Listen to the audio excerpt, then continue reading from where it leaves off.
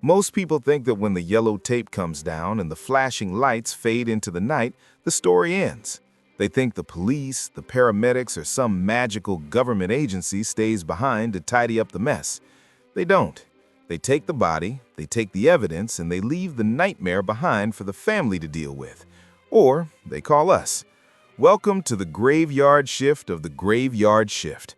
I'm a crime scene cleaner. And while you're tucked in bed dreaming about your spreadsheet deadlines, I'm standing in a pool of what used to be a human being, wondering if I have enough industrial-grade enzyme cleaner to get the job done before sunrise. My day doesn't start with a morning jog. It starts with the smell. You never forget the smell of a decomposition case. It's a thick, sweet, metallic rot that clings to your skin, your hair, and the inside of your lungs. No matter how many showers you take, that smell is a permanent resident in your memory. I wake up at 2 a.m. to a bio call. Someone checked on their neighbor after 2 weeks of silence, and now I'm the one responsible for erasing the physical evidence of a lonely departure. Before I even step out of the van, I'm down in a lukewarm, dented can of generic energy drink, the kind that tastes like battery acid and poor life choices. I need the caffeine to mask the fact that I haven't slept since Tuesday. A suit up and full PPE, level C protection, double-gloved, respirated tight against my face. It's 95 degrees inside this apartment because the power's been cut, and I'm about to spend 6 hours in a plastic suit that breathes about as well as a Ziploc bag. People ask if I'm afraid of ghosts. Man, I'm afraid of hepatitis C and MRSA. Ghosts don't give you a lifelong blood-borne pathogen. The routine is simple. Identify the bioload, stabilize the scene, and scrub until the ATP monitor says it's biologically dead. It's not like CSI.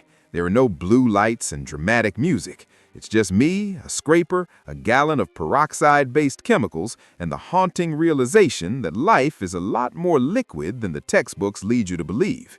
You see, when a body sits for 10 days in the Baltimore humidity, it doesn't just stay on the couch. It becomes part of the couch. Then it becomes part of the carpet. Then it follows the path of least resistance through the floorboards and into the ceiling of the apartment below. That's my office. I'm not just cleaning a floor, I'm performing a structural exorcism. I spend the first hour just bagging the gross matter. That's the industry term for the chunks. You have to be careful with the bags. Double lining isn't a suggestion. It's a survival tactic. One leak in the van on the way to the incinerator and you might as well set the whole vehicle on fire and walk home. My coworkers and I don't talk much during the initial sweep. The respirator makes it hard to hear, and honestly, there isn't much to say when you're looking at a silhouette of a person burned into a mattress by their own enzymes. We focus on the zones.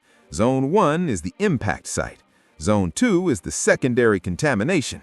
Everywhere they walked, bled, or touched before they expired. Zone 3 is the aerosolized danger, the smell, the bacteria, the invisible death floating in the air. By 4 a.m., the adrenaline starts to wear off, and the reality of the manual labor sets in. Scrubbing dried blood off a popcorn ceiling is a special kind of hell that makes you question every career choice you've ever made.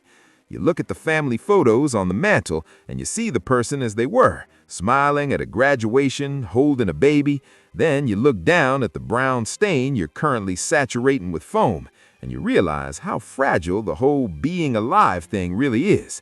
It's a job that requires you to be a technician, a mover, and a professional secret keeper. And the best part? Nobody even knows we were here. If I do my job right, the room looks like nothing ever happened. The trauma is gone, the biohazard is contained, and I'm back in my van smelling like bleach and death, looking for the nearest gas station that sells breakfast burritos at 5:30 a.m. You think you have the stomach for this? Most people last about 4 hours on their first unattended death call before they're painting the sidewalk with their lunch. We call it the smell test, and it's the unofficial final exam of our industry. To get where I am, you don't just need a mop and a strong heart. You need to be a certified biohazard technician. Training isn't about learning how to scrub, it's about learning how not to die. We study OSHA 29 CFR 1910.1030 like it's the Bible. Blood-borne pathogens are the enemy. If a single drop of matter touches a microscopic scratch on your skin, your career and possibly your life is a wrap. The training is brutal. We spend weeks in classrooms learning the science of decomposition. We learn about autolysis, where your own cells start eating themselves from the inside out, and putrefaction, where the bacteria in your gut decide it's party time and start producing gases that turn a human being into a biological balloon. You have to understand the chemistry of death to fight it. You don't use regular soap, you use broad-spectrum disinfectants, tuberculocidals and enzyme digesters that literally eat the organic molecules of the blood so they don't leave a ghost scent behind. We go through simulated scenes where instructors hide traces of UV reactive liquid in the most impossible places, inside electrical outlets, behind baseboards, under the individual keys of a keyboard. If you miss a spot with the blacklight, you fail.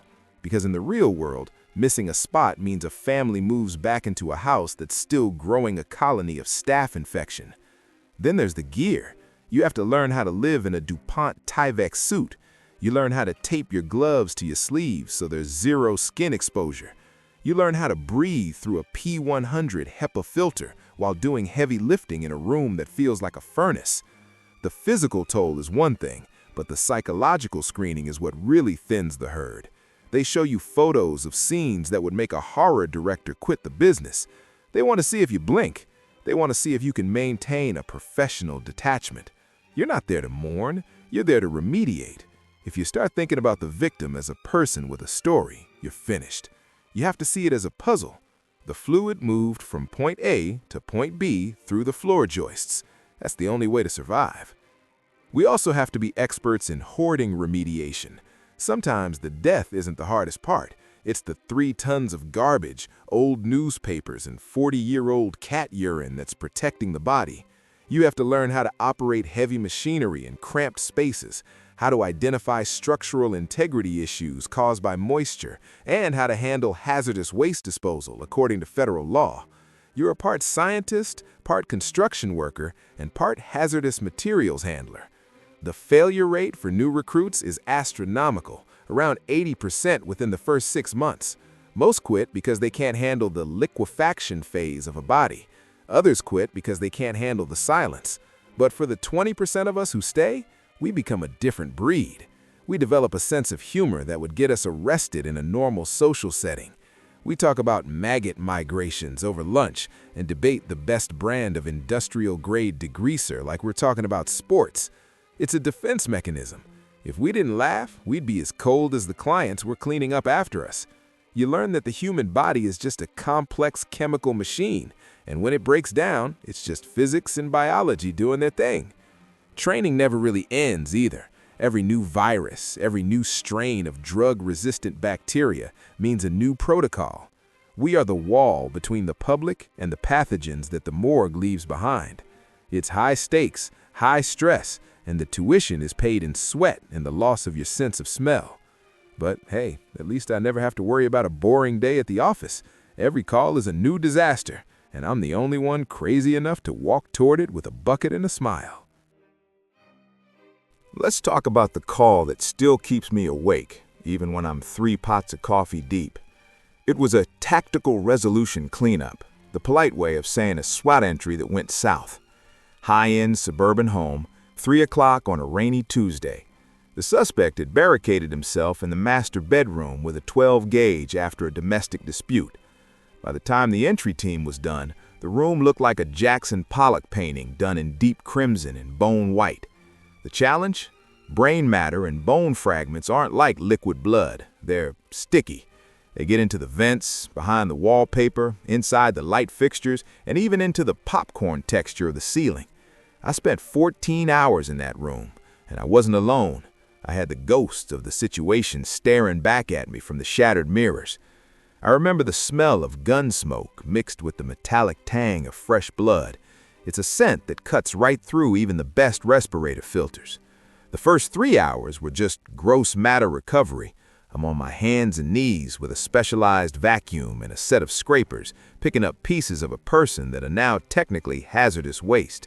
This is the part they don't show you on TV, the anatomy of the clean. Every few minutes, I'm checking my suit for tears. Every hour, I'm swapping out my respirator filters because the smell of copper and chemicals is starting to leak through. At hour 10, the fatigue hits. Your hands are shaking, your vision's blurring, but you can't stop. The family wanted to move back in by the end of the week. They didn't want to see a single shadow of what happened. I had to rip out the entire master bath's marble flooring because the fluids had seeped into the grout and were traveling along the subfloor towards the hallway. This wasn't just cleaning, this was a surgical demolition. I remember finding a shell casing embedded in the drywall, surrounded by a spray of matter that looked like a star chart of a very dark galaxy. I had to use a thermal fogger to reach the pathogens hiding in the HVAC system, basically turning the house into a cloud of disinfectant gas to kill the airborne death. Every time I thought I was done, I'd turn on the high-intensity UV light and find a new splash zone I had missed. It was a game of inches. If I left a single fragment behind, the death scent would return in 3 days as the bacteria began to feast, and the nightmare would start all over for the family. I found a wetting ring in the corner, covered in a thin film of purge fluid. I had to clean it with the same precision I used for the walls, wondering if the person it belonged to ever thought their life would end in a biohazard bag. By 4 a.m., the room was stripped to the concrete and the studs, smelling like a sterile operating room. I was soaked in my own sweat, my back was screaming, and my knees felt like they'd been hit with a hammer. I walked out into the cool morning air, stripped off my suit carefully, one layer at a time to avoid self-contamination, and felt the cold air hit my skin like a physical weight. I looked at the sunrise over the suburbs, took a long pull from a cold, stale cup of coffee, and realized that in a few hours the moving trucks would arrive. Someone is going to walk into that room and have no idea what happened there. I've erased a tragedy. I've made the world a little less heavy for someone I'll never speak to. My back hurts, my lungs burn from the fumes, and I've got enough adrenaline in my system to power a small city. But the job is done. I'm going home to sleep for 4 hours, if the images don't haunt my dreams, before the phone rings again. Because in this city, death never takes a day off, and neither does the biohazard crew. We are the cleaners of the unspeakable. We are the janitors of the end of the world. And as long as there's a mess that makes the world turn away in horror, there's going to be a code black team ready to scrub it until it's like it never existed. I'm heading to the incinerator now to drop off the last of the evidence. Just another Tuesday in the life of a man who makes death disappear. If you ever see a white van with no windows parked in your neighborhood at 3 a.m., don't ask what's inside. You don't want to know. Just be glad we're there to handle the things that would break your mind. Stay safe, stay clean, and for God's sake, check on your neighbors once in a while. I'd really like to stop finding them 2 weeks too late. People ask me how I can eat after a shift like that. The truth is, you get used to it. You have to. If you let the weight of every scene sit on your shoulders, you'd be crushed under the tonnage of human misery by your second year. I go home, I burn my clothes in a literal or figurative sense, and I sit in a hot shower until the water runs cold. I try to wash away the feeling of the Tyvek suit, the sound of the scraper on the floor, and the memory of that 12-gauge spray. But some things don't wash off. You carry the technical knowledge. You know exactly how fast a body breaks down at 72 degrees versus 80.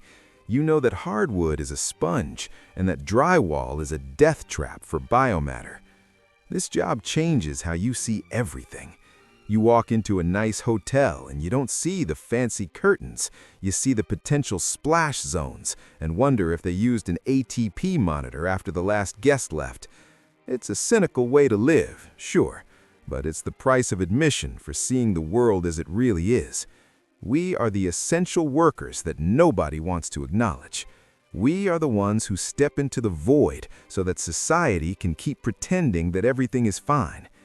When I finally fall into bed, my mind is a reel of before and after photos. The red room, the white room, the chaos, the order. I'm a professional eraser, and tomorrow there will be a new page to wipe clean. Whether it's a hoarding case in a basement or a high-rise unattended, I'll be there, with my dented energy drink, my respirator, and my dark sense of humor. Because someone has to do it. Someone has to look at the worst day of your life and say, I can fix this. Just don't expect me to be cheerful about it. I'm tired, I'm hungry, and I've seen things that would make your therapist need a therapist. But the floor is clean, the air is safe, and for now, that's enough. This is code black. We're done here. Go back to your spreadsheets. I've got an incinerator to visit.